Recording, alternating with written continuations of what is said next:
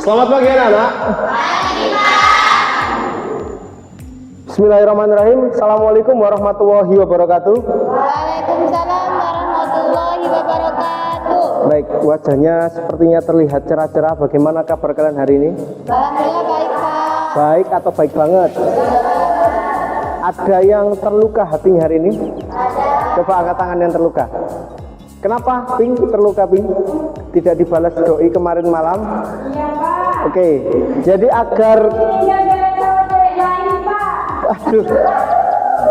Jadi obat hati itu obatnya itu mahal. Kenapa? Karena hanya bisa diri kalian sendiri yang menyembuhkan. Orang lain itu tidak bisa. Penyembuhannya hanya 3: sholat, zikir, dan baca Al-Quran. Oke, kira-kira ada yang tidak masuk hari ini? Lengkap ya? Alhamdulillah karena full tim. Semoga kalian senantiasa disehatkan dan kalian bisa bersekolah full dari hari Senin sampai dengan hari Jumat. Dan sebelum kita mulai pelajaran hari ini, saya minta siapa ya yang bisa memimpin doa? Yuli mungkin. Silahkan Yuli memimpin doa untuk teman-temannya.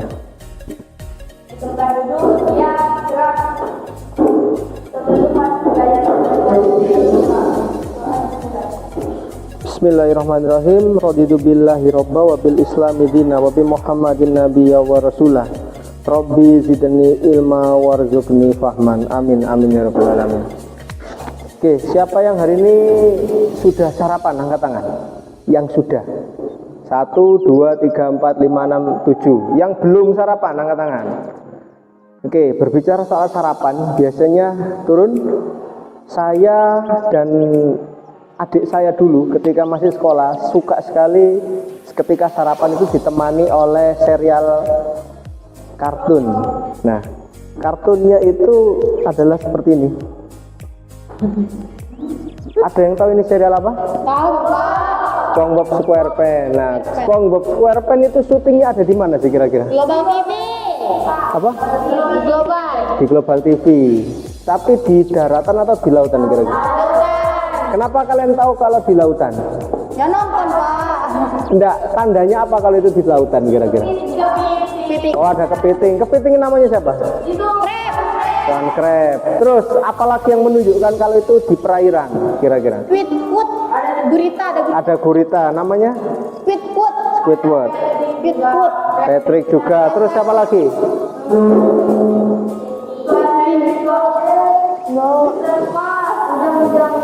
Udang. Terus kira-kira kalian tahu enggak ini makhluk kecil itu namanya siapa sih? Plankton, Pak. Oke, Pak Plankton. Berbicara soal plankton ya, makhluk kecil ini yang selalu ingin mencuri resep rahasia Krabby Patty. Kira-kira plankton ini tumbuhan atau hewan? Hewan dong, Pak. Kenapa kamu bisa yakin kalau plankton itu hewan? Kan bisa jalan, Pak. Bisa jalan. Oke, kira-kira semuanya sependapat enggak kalau si plankton ini hewan? Tidak, Pak. Itu tumbuhan, Pak. Tumbuhan? Iya, Pak. Kenapa kamu yakin kalau si plankton ini tumbuhan? Karena dalam jaringan makanan plankton itu tingkatan trofik produsen, Pak. Jadi itu tumbuhan. Baik anak-anak, jadi kesimpulannya plankton itu hewan atau tumbuhan sih? Aduh, Pak, bingung. Bingung kenapa? Plankton itu kayaknya pengikut Dajjal deh, Pak. Kenapa kok bisa pengikut Dajjal? Karena punya mata satu, Pak. Oh, oke. Jadi kalau menurut kita justru plankton ini pengikut Dajjal. Oke, biar tidak penasaran lagi sama si plankton, saya punya fakta menarik. Jadi 85% oksigen tahu oksigen? Apa itu oksigen? Udara yang kita hirup saat bernafas. Oksigen itu bumi berasal dari laut. Jadi berapa persen? 85%. Berdasarkan informasi di akun resmi Kementerian Lingkungan Hidup dan Kehutanan, fitoplankton menyumbang hingga 85% oksigen di bumi, sementara tumbuhan hanya menghasilkan sekitar 20%. Jadi ketika kita bernafas sekarang ini, itu ternyata berkat makhluk yang namanya fitoplankton. plankton. Karena fitoplankton itu menyumbang 85% oksigen. Jadi kira-kira plankton ini jahat nggak sih? Nah, karena tanpa adanya plankton mungkin kita kesulitan untuk bernafas. Jadi lautan ini ya yang begitu luas itu ternyata sudah tidak bisa kita hitung lagi berapa jumlah plankton di dalamnya. Jadi patut kita syukuri kita semua bisa bernafas. Salah satunya berkat apa sih? Plankton. Nah, agar kita bisa lebih cinta lagi sama si plankton, kemudian agar kita bisa membedakan plankton itu hewan atau tumbuhan sih, atau bahkan pengikut Dajjal yang tadi. Nah, marilah kita semua belajar yaitu tentang protista. Jadi materi kita pada pagi hari ini ya, yaitu tentang protista. Baik, selanjutnya anak-anak, karena kita belajar tentang protista, maka tujuan belajar pada pagi hari ini yaitu ada 3. Yaitu yang pertama, nanti kalian dapat memerinci protista mirip tumbuhan. Selanjutnya memerinci peranan protista. Dan yang ketiga itu mempresentasikan hasil kajian literatur tentang protista. Jadi ada 3 tujuan pada pagi hari ini yang akan kita capai bersama.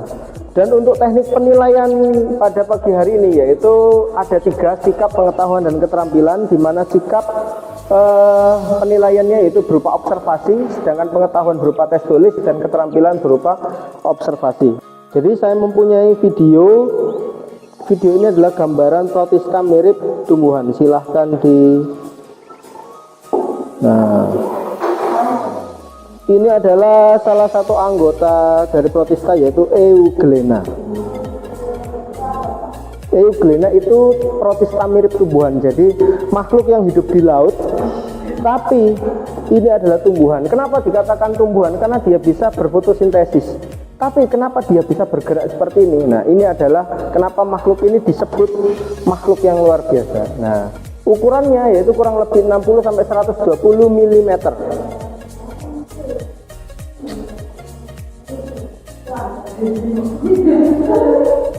Nah, movement takes place by flagellata. Dia bergerak menggunakan flagel. Flagel itu semacam kayak rambut yang ada di belakangnya. Itu bisa ditemukan di fresh water atau salty water. Jadi bisa ditemukan di air laut ataupun air tawar. Nah,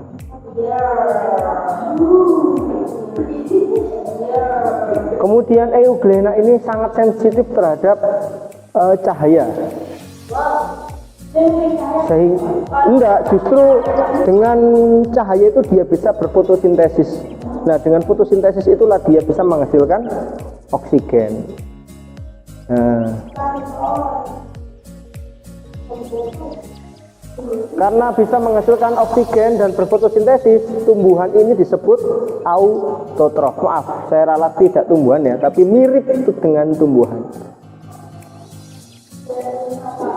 Tapi ada juga yang heterotrof seperti hewan. Nah, cara memperoleh makanannya yaitu berupa fagosit. Nah, kemudian Euglena ini bereproduksi secara mitosis. Nah,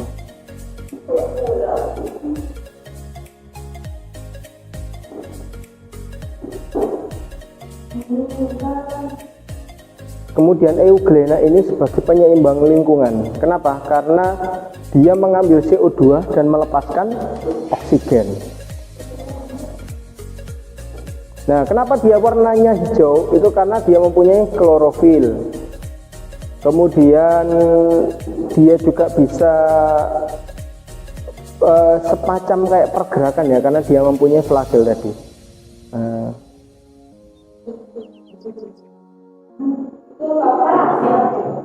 Enggak, dia enggak parasit, dia hanya hidup di laut.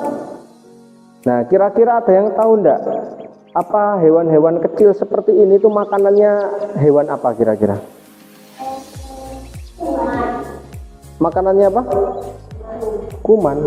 Jadi tahu enggak kalau hewan-hewan kecil seperti ini tuh makanannya ikan paus. Jadi ikan paus itu hanya makan fitoplankton, kemudian zooplankton. Kenapa? Karena ikan paus itu sebenarnya tidak makan seperti ikan, tapi dia makan makanan seperti itu.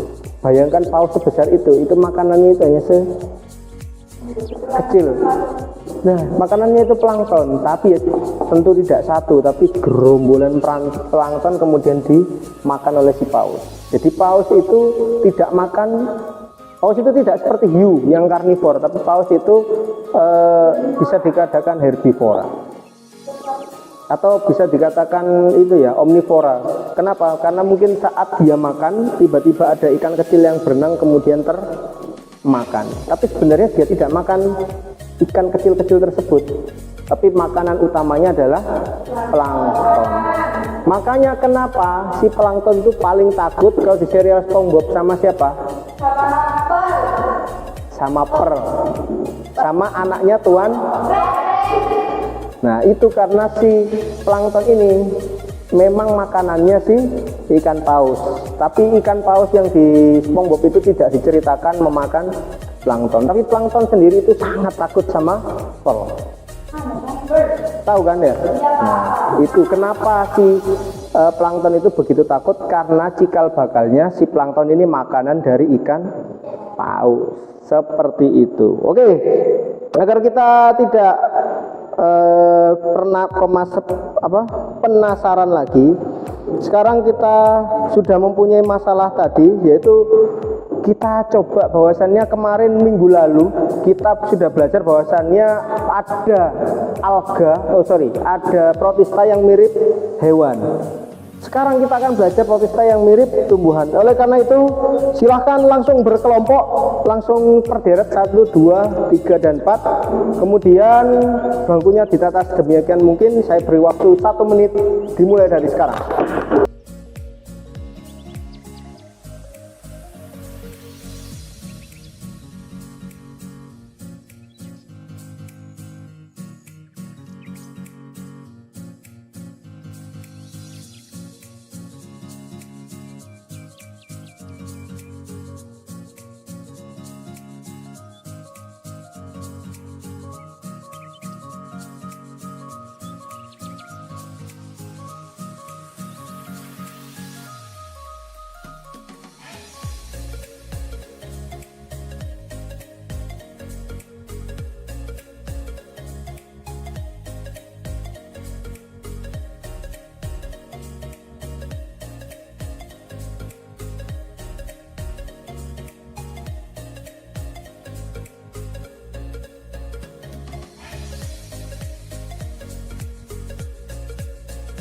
Baik, jadi saya akan membagikan LKS ke masing-masing kelompok.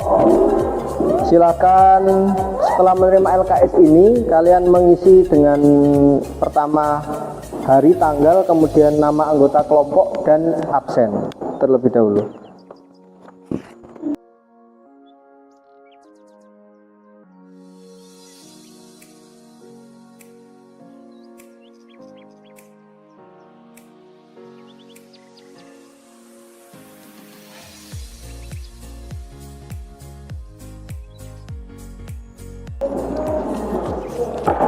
Baik, jadi LKS tersebut silakan dicermati. Kemudian untuk menjawab LKS, di situ sudah ada barcode yang bisa kalian scan. Kemudian di grup WA kalian juga sudah saya share sumber belajar yang bisa kalian gunakan untuk mencari informasi dari pertanyaan yang ada di LKPD tersebut. Saya beri waktu kurang lebih 1-2 menit untuk kalian memahami isi LKS tersebut. Silakan boleh bertanya jika kalian ada sesuatu yang ingin ditanyakan. Nanti ketika 1 atau 2 menit berakhir, kalian hanya diperbolehkan diskusi dengan anggota kelompok kalian, ya.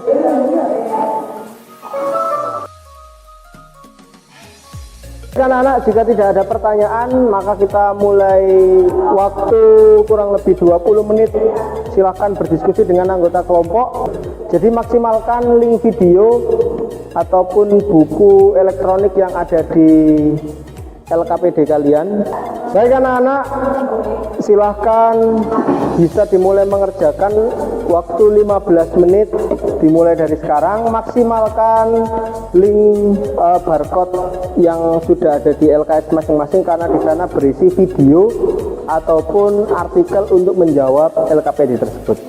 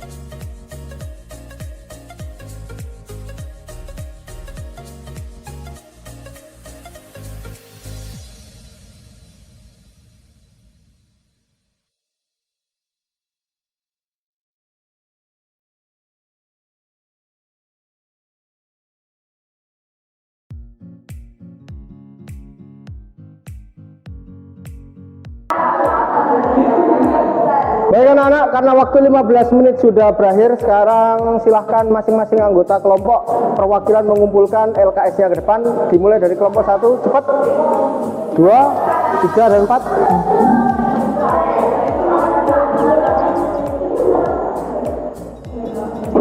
Kelompok 3.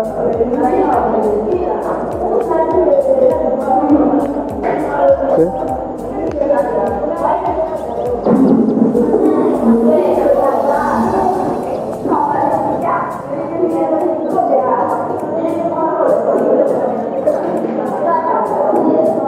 persilahkan kelompok 1 untuk presentasi terlebih dahulu. Silahkan maju ke depan. Jadi anak-anak kelompok 1 akan memulai presentasinya. Silahkan dibuka dulu. Yang lainnya mohon menyimak, memperhatikan, kemudian nanti silahkan bertanya jika ada yang kurang jelas. Assalamualaikum warahmatullahi wabarakatuh. Waalaikumsalam warahmatullahi wabarakatuh. Kami dari kelompok 1 akan mempresentasikan hasil diskusi kami. Alga dikelompokkan dalam 7 filum, yaitu Euglonopita, Chlorophyta, Chrysophyta, Bacillarhophyta, Bacillariophyta, Pyrophyta, Paephyta, dan Rhodophyta. 1. Eulogophyta. Eulogophyta adalah alga yang memiliki ciri-ciri seperti hewan dan tumbuhan. Eulogophyta dapat bergerak aktif seperti hewan, tetapi memiliki klorofil untuk berfotosintesis seperti tumbuhan. Euglophyta memiliki struktur tubuh berikut. A. Bersifat uniseluler.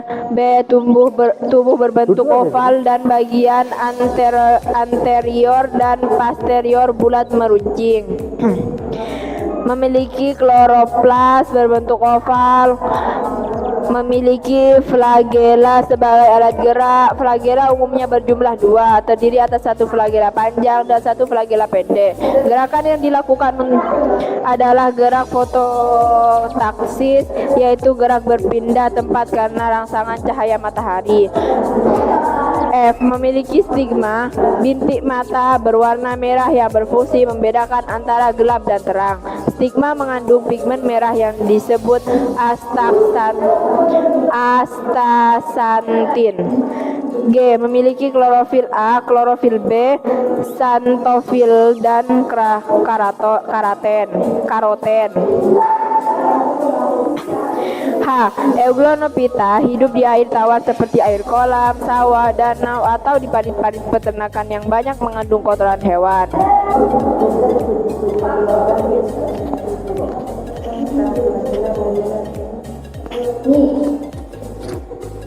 Organisme yang tergolong Euglonophyta adalah sebagai berikut. A. Euglena viridis adalah Euglonophyta yang tampak berwarna hijau karena memiliki klorofil berbentuk oval. B.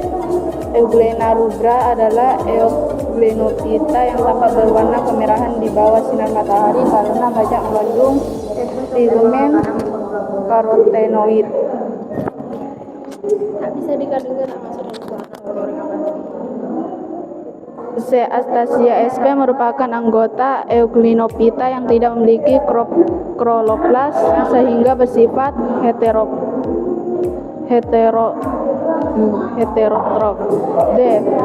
Pacus sp adalah Euglonophyta yang mirip dengan Euglena sp tetapi tubuhnya lebih kaku.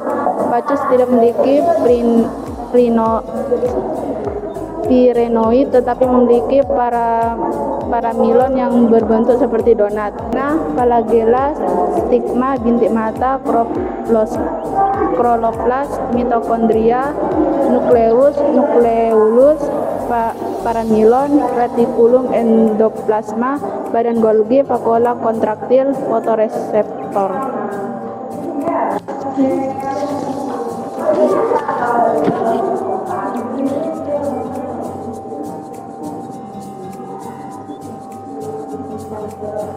Chlorophyta adalah alga yang berwarna hijau karena memiliki pigmen dominan berupa klorofil A dan klorofil B, serta pigmen tambahan berupa karoten dan xanthofil. Ciri-ciri Chlorophyta: A. Bersifat uniseluler atau multiseluler. B. Bentuk tubuh bervariasi yang berbulat, filamen, benang, lembaran, atau menyerupai tumbuhan tingkat tinggi.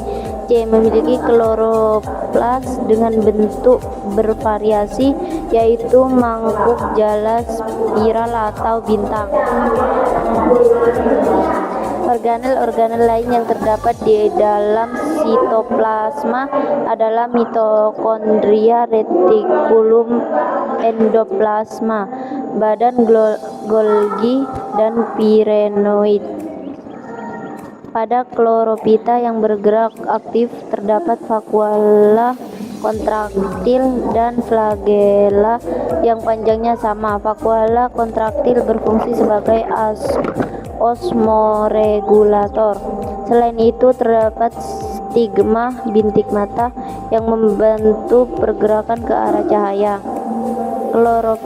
Chlorophyta merupakan organisme fotoautotrof karena mampu berfotosintesis. Chlorophyta yang uniseluler dapat hidup soliter atau membentuk koloni. Selain itu, ada juga yang bersimbiosis dengan jamur berbentuk lumut kerak lichen. Reproduksi atau aseksual dilakukan dengan pembelahan biner, pembentukan zoospora atau fragmentasi filamen. Reproduksi seksual dilakukan dengan konjugasi atau penyatuan antar gamet jantan dan gamet betina. Contoh organisme yang melakukan konjungsi adalah Spirogyra. Berikut ini adalah tahapan konjungsi pada Spirogyra. Memiliki kloroplas dengan bentuk bervariasi, yaitu mangkuk, jala, spiral, atau bintang. Di dalam kloroplas terdapat ribosom dan DNA hasil fotosintesis yang merupakan karbohidrat dan lemak akan disimpan di dalam pirenoid.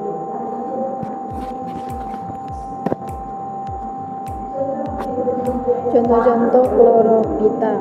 A. Chlorella adalah Chlorophyta yang memiliki bentuk seperti bola dengan kloroplas berbentuk seperti mangkuk. Hydrodictyon adalah Chlorophyta yang membentuk koloni seperti jala di air tawar dengan panjang mencapai 30 cm. Selain koloninya yang berbentuk jala, kloroplas dan organisme ini juga berbentuk seperti jala. Hydrodictyon tidak memiliki alat gerak. Hydrodictyon dapat berproduksi secara aseksual dengan pembentukan zoospora dan fragmentasi koloni, serta secara seksual dengan konjungsi. Baik anak-anak sekalian, karena kelompok 1 sudah melaksanakan presentasi, mungkin ada pertanyaan atau tanggapan dari kelompok lain? Silahkan. Mengapa Euglena bisa fotosintesis? Baik, kelompok 1 menanyakan mengapa Euglena bisa melakukan fotosintesis. Karena memiliki klorofil A, klorofil B, xanthofil, dan karoten. Baik, itu adalah jawabannya karena memiliki klorofil, kemudian xanthofil. Bagaimana kelompok 2? Terpuaskan? Ada tanggapan dari kelompok lain? Jika tidak ada, tepuk tangan untuk kelompok 1 terlebih dahulu. Silakan ditutup kelompok 1.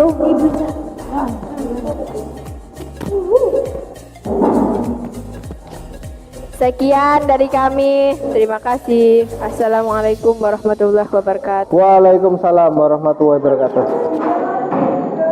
Silakan. Oke, baik anak-anak, karena kalian sudah presentasi, terima kasih kelompok 1, 2, 3, dan 4. Kalian semuanya hebat. Tepuk tangan untuk kalian semua. Jadi saya akan memberikan penguatan khususnya alga atau protista pada tumbuhan ini, yaitu ada beberapa macam, yaitu dikelompokkan menjadi Euglena, kemudian Chlorophyta, ya, kemudian selanjutnya ada Rhodophyta ganggang merah, ada Pyrophyta atau ganggang api, selanjutnya ada Phaeophyta ganggang coklat, Chrysophyta ganggang keemasan atau ganggang pirang, dan yang ketujuh yaitu Diatomati Bryophyta. Jadi ada 7 kelompok pada protista, khususnya di protista mirip tumbuhan. Selanjutnya ada beberapa peranan yang perlu kalian ketahui untuk ganggang ini, yaitu seperti contohnya rhodophyta untuk menghasilkan karagenan. Nah, karagenan itu apa? Bahan baku untuk pembuatan agar seperti yang sudah disampaikan oleh Yuli tadi. Kemudian ada juga fungsinya yang sebagai parameter pencemaran, contohnya seperti Euglena viridis. Nah, itu ketika ada di suatu perairan, maka perairan tersebut cenderung tercemar. Nah, berikutnya ini adalah bagian-bagian dari protista. Nah, kemudian ada ciliata. Ciliata itu fungsinya untuk pergerakan. Jadi motil itu artinya bisa bergerak, sedangkan sesil itu menetap.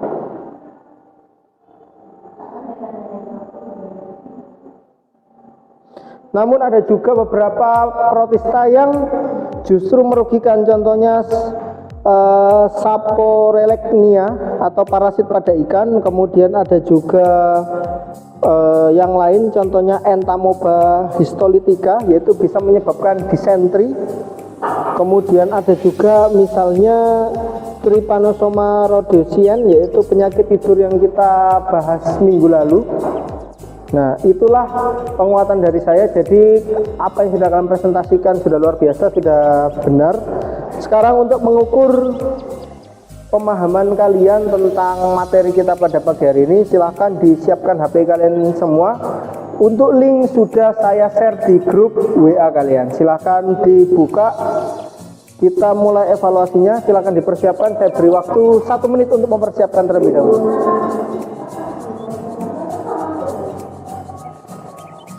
Dilarang untuk bertanya pada teman ataupun mencontek.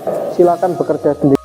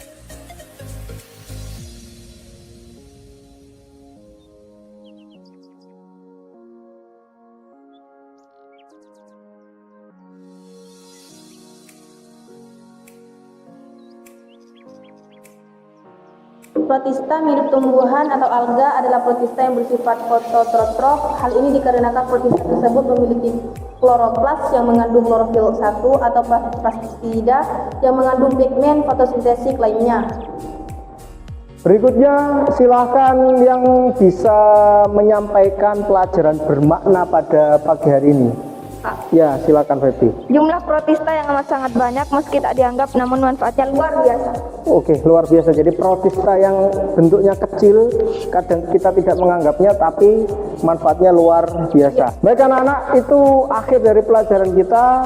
Kita akhiri dengan doa kafaratul majelis. Silahkan Susi pimpin temannya untuk berdoa.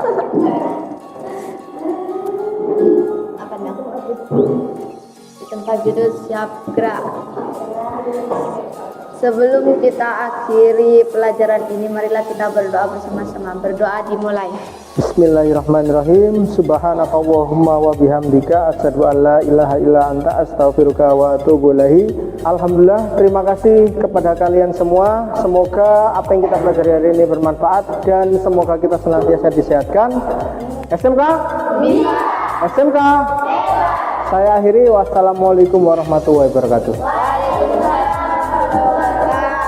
Baik, kita bertemu lagi minggu depan. Tepuk tangan untuk kita semua.